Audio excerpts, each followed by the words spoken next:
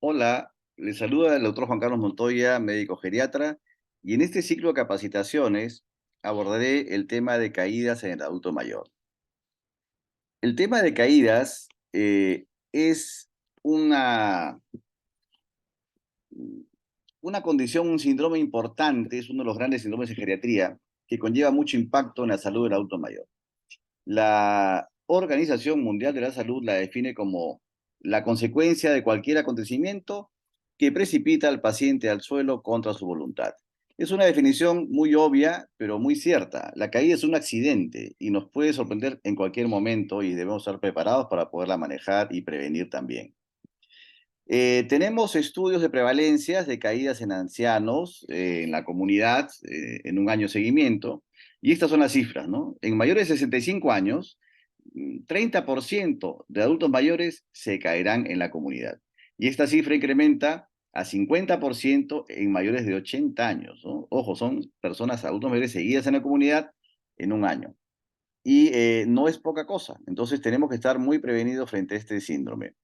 En casos de instituciones como las residencias geriátricas, estos son estudios hechos en Estados Unidos, por ejemplo, hablan de prevalencias de 39 a 49% de personas mayores que al cabo de un año de seguimiento se caerán siendo residentes en casa de reposo.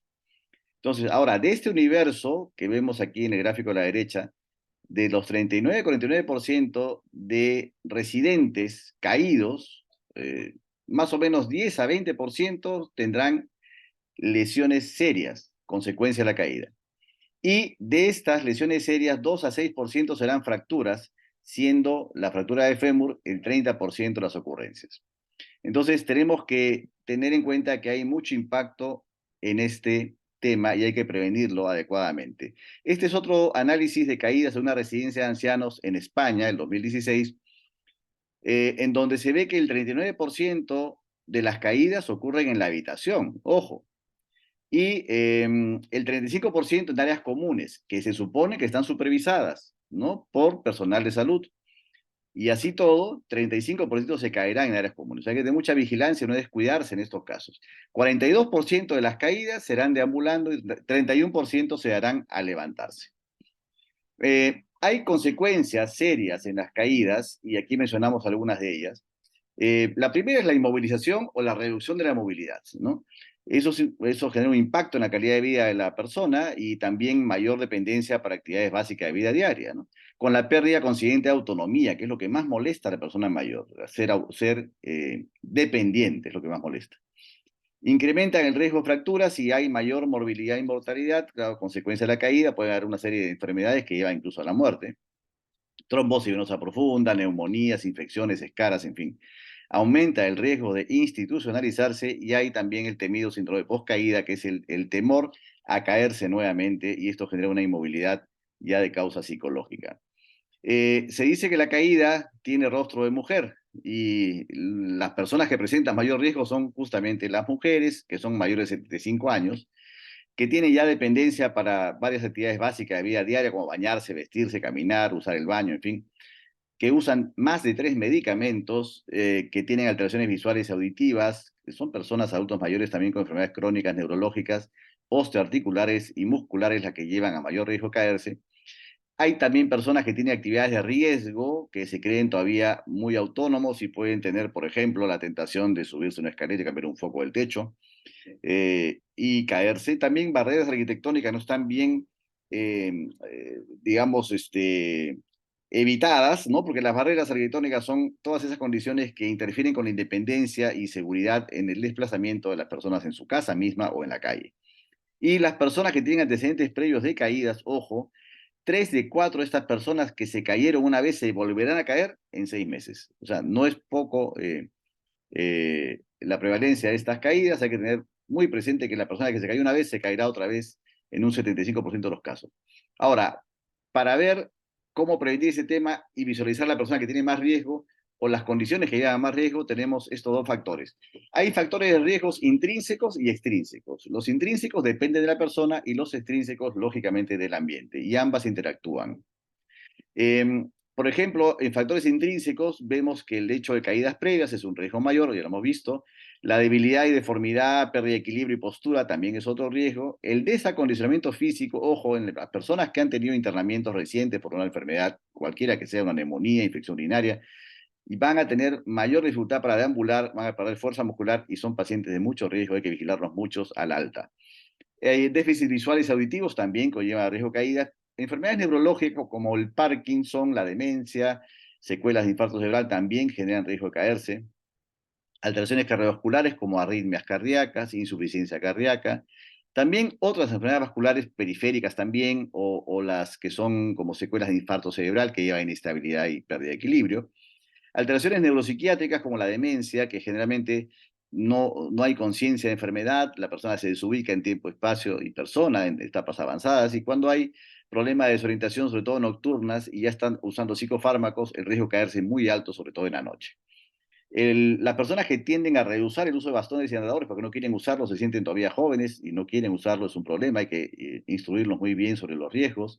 Y las personas con polifarmacia que tienen más de 3 fármacos en uso, como les decía, también, y a veces son automedicados, hay que revisar siempre la medicación del adulto mayor para ver cuáles de ellas tienen mayor riesgo o conlleva mayor riesgo de caídas. Otros factores que ya no dependen de la persona, sino del ambiente, hay que revisar en sus casas, ojo, los suelos, cómo están, hay pisos deslizantes, con antideslizantes o no, son muy pulidos, pocos iluminados en los tránsitos, o de repente hay tapetes en el suelo, alfombras por ahí, que son las que interfieren con el paso. Iluminación que es insuficiente o muy brillante, escaleras que no tienen pasamanos adecuados o peldaños adecuados o no están señalizados los peldaños. Ojo con las mascotas que también se cruzan por el camino y pueden hacer que se tropiece el adulto mayor. Cocinas con muebles demasiado altos o bajos, o suelos rebaladizos, baños con niveles el water muy bajo, que es incómodo para sentarse y para pararse, o lavamanos muy bajos también. Eh, Dormitorios que tienen las camas muy altas o muy bajas también, o con tapetes en el suelo que pueden hacer que esta persona se tropiece, y en fin, otras condiciones. También en el entorno fuera, ya en la comunidad, hay que tener mucho cuidado. Es mejor que no caminen solos los adultos mayores en la calle, porque hay pisos con desniveles, hay veredas con huecos, hay, ya saben ustedes todo este tema que vemos día a día, y cosas que dificultan mucho el desplazamiento. Ahora, hay algunas pruebas, algunas escalas que se pueden utilizar para evaluar el riesgo de caída, ¿no? Algunas cosas que se pueden hacer en casa de manera muy fácil en el consultorio es la estación unipodal, por ejemplo, que es hacer que la persona se pare en un pie, supervisado lógicamente, y si esta persona, digamos, tolera el estar en una posición de un pie más de 5 segundos, pues no tiene mayor riesgo de caerse. Si demora menos de 5 segundos en estación de pie después pierde equilibrio, es una paciente con riesgo de caerse. Otro test, el Time Up and Go, que es el que uno sienta a la persona adulta mayor en una silla sin posabrazos, ¿no?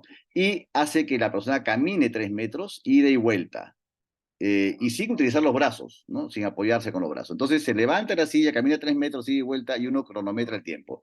Si el tiempo de ida y vuelta es menor a 10 segundos, el riesgo de caída es bajo. Si es de 10 a 20 segundos, implica fragilidad y riesgo moderado de caídas, y más de 20 segundos es un elevado riesgo de caídas.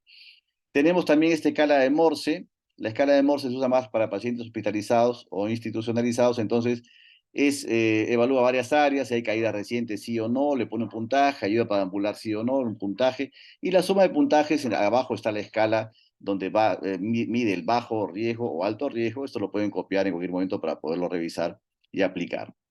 Ahora, en lo que es prevención de caídas, hay varios niveles de prevención. La prevención primaria es la que se da cuando la caída aún no se ha suscitado, y entonces estamos esperando que ahora este mensaje le llegue a ustedes a tiempo para poder prevenir. Primero, educación para la salud, hacer hábitos saludables, ejercicio para fortalecer músculos, en fin, es lo ideal.